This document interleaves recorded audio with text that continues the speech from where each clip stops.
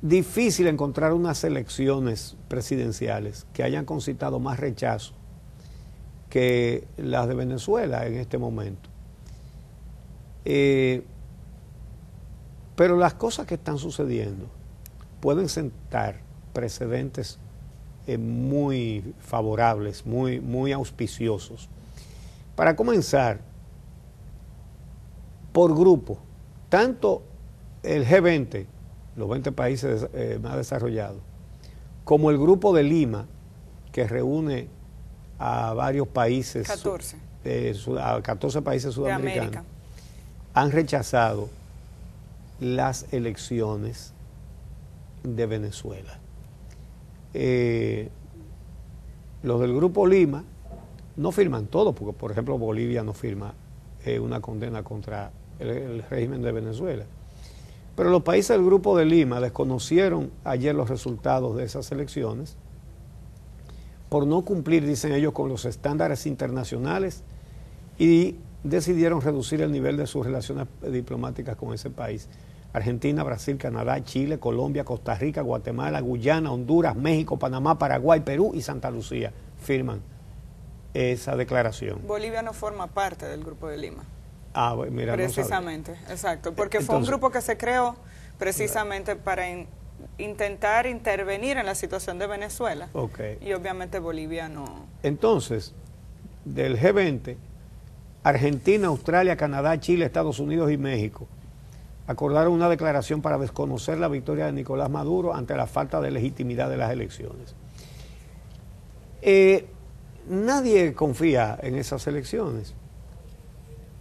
Pero lo interesante de esto, y esto tiene mucho que ver con nosotros, es que me parece que se sienta un buen precedente, muy sano y muy auspicioso, con el hecho de que la comunidad internacional comience a cuestionar elecciones. Porque hasta ahora, cualquier régimen lo único que tiene que hacer es unas elecciones amañadas de todas las formas posibles, como las que se hacen aquí, que tenemos 18 años discutiendo una ley de partidos y los dolores de parto son insoportables. De manera que se hacen elecciones con uno que está en el gobierno, que después que llega no hay quien lo apee, porque primero usa todos los recursos del Estado. No, primero que eso, se pasa 4 años de gobierno haciéndose propaganda él mismo. Cada vez que pegan 4 blogs, hacen un despliegue de publicidad que cuesta mucho más dinero que los 4 blogs. De cada cosita que hacen, señores, hemos dicho varias veces en este programa, eso de hacer actos políticos en inauguraciones de hospitales y escuelas, eso nada más se ve aquí. Eso no se hace. ¿Por qué que eso es lo que tiene que hacer un gobierno? Hacer escuelas, hacer hospitales, hacer puentes, hacer carreteras. Y aquí se presenta como que el presidente es muy bueno que lo hace, pero si no lo hace hay que darle una pela. Porque para eso es que está. No, aquí hacen actos políticos. Entonces se pasan 4 años y cada vez que inauguran cualquier cosita, es un retrato de este tamaño del presidente, pero de este tamaño, a todo color, en toda la prensa y en toda la televisión y en y los espacios públicos. Y a las horas le ponen una valla grandísima con un retrato de tamaño colosal del presidente. Entonces el que se pasa 4 años haciendo campaña con el dinero del erario, no va a unas elecciones democráticas, la tiene que ganar. Y que además usa los recursos del Estado para la ayuda que le dan a aquellos que están mal pasando más que el resto, justamente por lo mal administrado que está el Estado Dominicano. Entonces le dan una tarjetica con 500, 600 pesos mensuales que no dan para nada, pero tienen todos esos votos, lo tienen agarrado, y que además usa el Estado para convertirlo en un huacal y meter un botellerío. Eso es otro 1.000.000 de votos. El Estado Dominicano, que se pudiera manejar con menos de 200.000 personas, tiene casi 700.000. Entonces, después y mucho peor que todo lo anterior. El partido de gobierno nombra a sus cuadros políticos en los tribunales electorales. ¿Y cómo es que la comunidad internacional se escandaliza con lo que acaba de hacer Maduro? Muy mal hecho. Unas elecciones evidentemente amañadas. Pero ¿cómo no se escandalizan por lo de aquí? Pero la misma OEA vino aquí con una misión de observación y dijo el tollo que se hizo aquí con el asunto este del voto electrónico, ¿cómo que se llama esto? La automatización. La automatización del proceso, con cosas de huellas digitales que no funcionaron, con transmisiones digitales que no funcionaron casi en ninguna parte. Después de meter al gobierno en una inversión de 2.000 y pico de millones de pesos para eso. No. ¿Cuántos fueron, Javier? 43 millones de dólares. Son 2.000 y pico de millones de pesos. Entonces, me extraña que una de las cosas que le están echando en cara a las elecciones de Venezuela es que hubo una abstención de poco más del 50%. En Estados Unidos vota el 50%.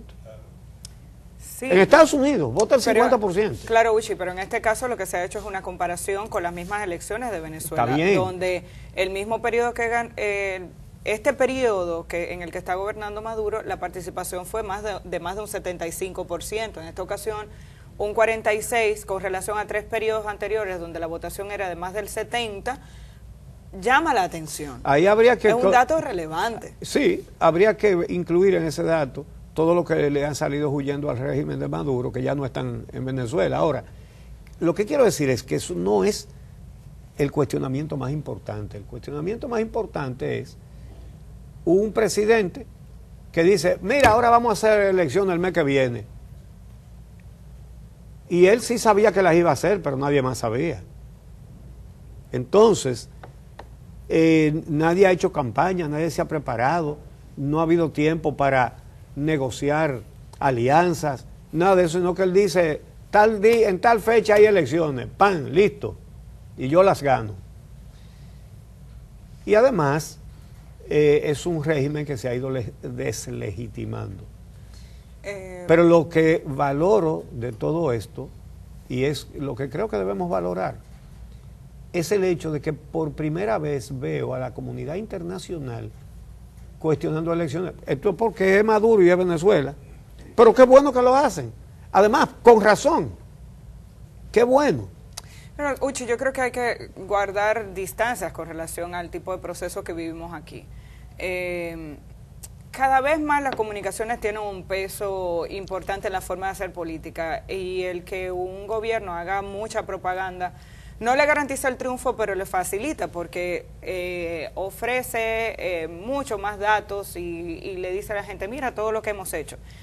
Yo estoy de acuerdo con que incluso hay que informar lo que se está haciendo. La población tiene que saber qué se está haciendo con sus recursos. Lo que pasa es que aquí se sobredimensiona eso y se invierte en publicidad, y la publicidad de manera extraordinaria se va convirtiendo en una propaganda. Y cada cosa la hizo el presidente. Exacto, y no es lo mismo el discurso del presidencialismo, de que todo lo hace el presidente, a que las diferentes carteras del Estado incluso indiquen lo que están haciendo como una forma incluso de ir rindiendo cuentas. Y la comunicación tiene un peso muy importante en la sociedad actual. Ya la gente no te lee un informe, es más fácil que tú le presentes un video y digas, se inauguró tal escuela, se hizo este hospital.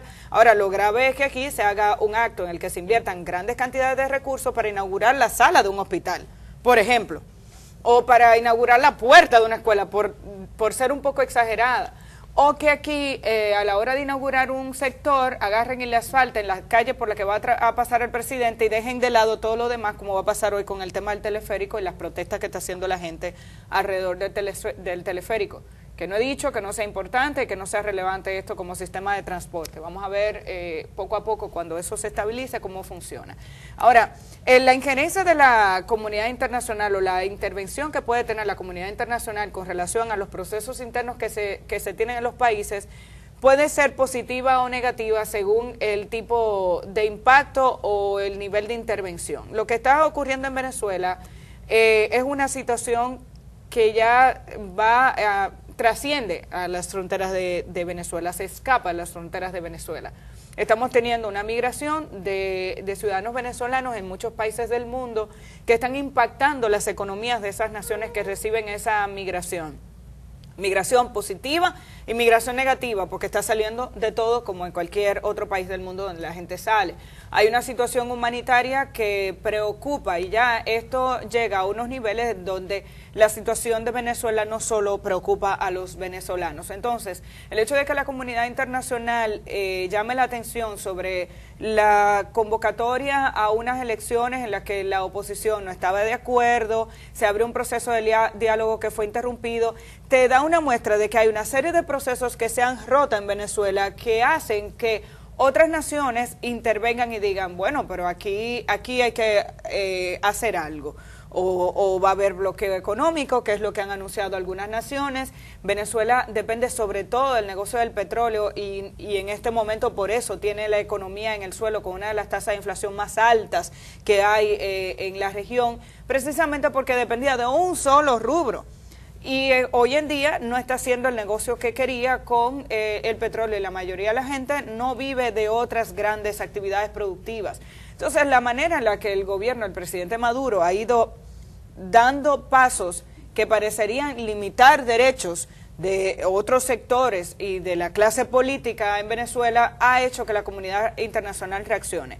¿Cuándo es peligroso? Cuando desde afuera también se apoyan acciones que limitan la participación interna de los ciudadanos para decidir lo que quieren, como fue el caso de Honduras, por ejemplo, en el 2009, cuando se destituyó a Zelaya. Mucho discurso, pero no, la intervención no fue importante y un presidente elegido democráticamente terminó fuera. Sí. Entonces, por eso digo que uno tiene que ver con pinzas esa manera en que la comunidad internacional interviene y hasta dónde.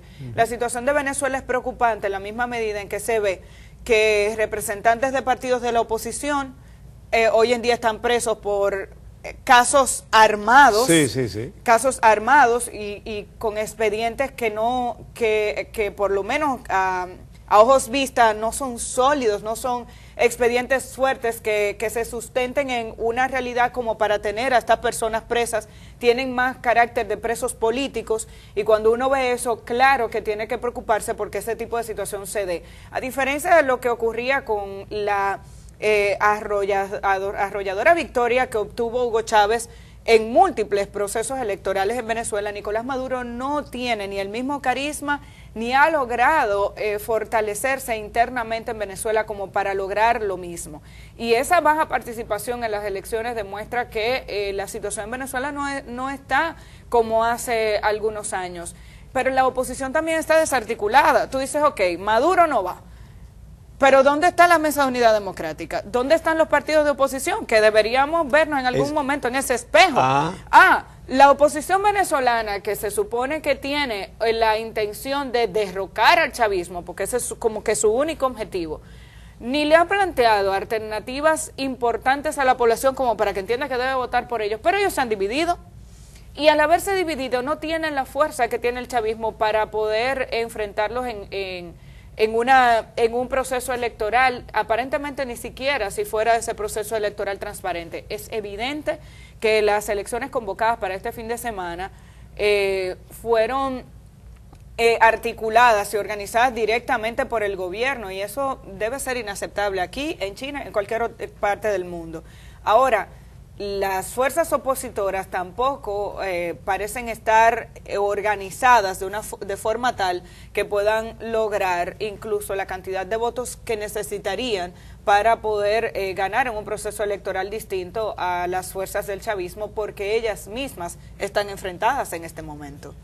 Eso es cierto, pero la verdad fundamental es que no hay forma de ganarle a un gobierno que manipula elecciones, aunque estuvieran unidos, y es verdad que están divididos, pero también siempre se pide eso, pero entonces la oposición no se une, pero es que es muy difícil, porque cada uno tiene una concepción, una intención. Sí, no tienen por qué ser iguales. No tienen por qué ser iguales. Estoy de acuerdo. Lo que hay que propiciar es una competencia justa, Exacto. que es lo que falta. Y falta en Venezuela y falta aquí, en la República Dominicana, y ha faltado. Y no se puede hablar de que esto es democracia, porque no es verdad que lo es. Ahora, tú dijiste vamos a vernos en ese espejo, y es un espejo que tiene mucho que verle, porque ¿cómo comenzó el proceso de Venezuela? Con dos partidos que se repartían el poder, corruptos, llenos, lo único que le dieron a Venezuela fue corrupción. Acción Democrática y el COPEI, los socialdemócratas y los socialcristianos. Años y más años, ganaba uno, ganaba el otro, pero siempre la misma corrupción y la misma conchupancia. Y eso es lo que tenemos aquí. Una diferencia, allá se repartían más el poder, aquí lo ha copado de manera casi absoluta el PLD, que han salido más inteligentes, pero también con mucho mayor grado de corrupción. Pero es que los principales partidos de oposición no tienen argumento contra la corrupción porque la practican. Y participan del mismo barrilito, de la misma contrata de los regidores en todos los ayuntamientos. Es lo mismo. ¿Y qué pasó en Venezuela? Como ha pasado en otros países latinoamericanos. Que la gente se hartó, y cuando la gente está harta, es con J, este hartazgo no es con H, es con J. Cuando la gente se hartó, solamente hizo falta un detonante para que la gente saliera a la calle y que lo quitara. Entonces, muchas veces los remedios no son mejores que la enfermedad. Eso también lo hemos visto en América Latina. Y ha habido regímenes de izquierda que también se han maleado con la corrupción. Y muchos se han convertido en regímenes de fuerza. Miren la situación de Nicaragua. Creo que el mundo celebró cuando quitaron a Somoza de ahí. Pero hoy no es la mejor realidad que exhibir, ¿no? Entonces, es cierto que tenemos que vernos en ese espejo de Venezuela y deberíamos vernos para evitar que pase lo mismo. Y la única manera de propiciar condiciones para que no venga un coronel o un nuevo mesías o un bandido o una cosa de esas que salen y que nunca faltan, y que llegue ahí para no quitarse más, la única manera de evitarlo es cambiar todas estas miserias que tenemos en la política y en la conducción del Estado Dominicano. Aquí hay que establecer la justicia independiente. Ese es el objetivo próximo, número uno, sin dudas. Tiene que haber justicia independiente. De lo contrario, nos va a pasar peor que a Venezuela. No puede ser que un político que va a gobernar diga, ahora yo pongo los jueces antes de comenzar a gobernar y después estoy garantizado de que ni yo ni ninguno de mi gente va a caer presa, haga lo que haga. Entonces, hay que comenzar por ahí. Ese debe ser el reclamo nacional en este momento, justicia independiente. No puede ser que un político sea juez de nada. Porque lo único que va a hacer es, por ejemplo, ver esa Cámara de Cuentas llena de PLDistas. No tenemos dinero para auditar las obras de Odebrecht. Y ahora dicen que lo están haciendo, pero de mala gana. Sí, contra su voluntad. Porque hay que tapar, porque hay que encubrir, porque hay que calmar a la gente y decir, sí, hombre, sí, lo vamos a investigar, con un deseo de investigar, que vamos a ver si encuentran, por ejemplo, de los muros de hormigón lanzado de 10 pulgadas que de 10 centímetros, que nada más tienen 3, y que están presupuestados con anclaje metálico y no tienen los anclajes, y con malla electrosoldada y no tienen la malla electrosoldada, cuando ellos vayan a la carretera, por ejemplo, el río Jarabacoa, que está deteriorada por todas partes, ellos no lo van a ver. Ellos no van a llevar, a ellos se les va a quedar la cinta métrica para ver qué grosor tiene el hormigón lanzado. Se les va a quedar, ellos no van a ver nada de eso.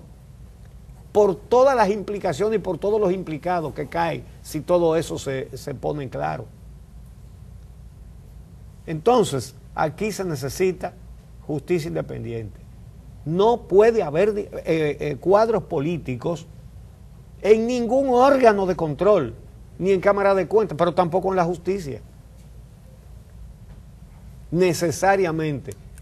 Después, aquí hay que hacer una nueva constitución. La gente ya le tiene miedo a hablar de una nueva constitución porque inmediatamente para la reelección, porque para eso sí se hace pronto una nueva constitución. No. Una nueva constitución que deje muy bien establecida esa justicia independiente y que ponga reglas. Y que las ponga para ser cumplida. Señores, si no nos ponemos esa vacuna ahora, va a ser tarde para ponernos el remedio entonces. La medicina curativa no nos va a curar. Estamos a las puertas de una nueva Venezuela o de cualquier otra barbaridad. De manera que asimilemos estas lecciones y aprovechemos la reacción internacional ante las elecciones de Venezuela, a ver si eso se convierte en un precedente y que todos esos ojos se pongan también sobre las elecciones que hacemos aquí, amañadas de arriba abajo desde antes de comenzar. Ojalá que seamos capaces de ver y de actuar.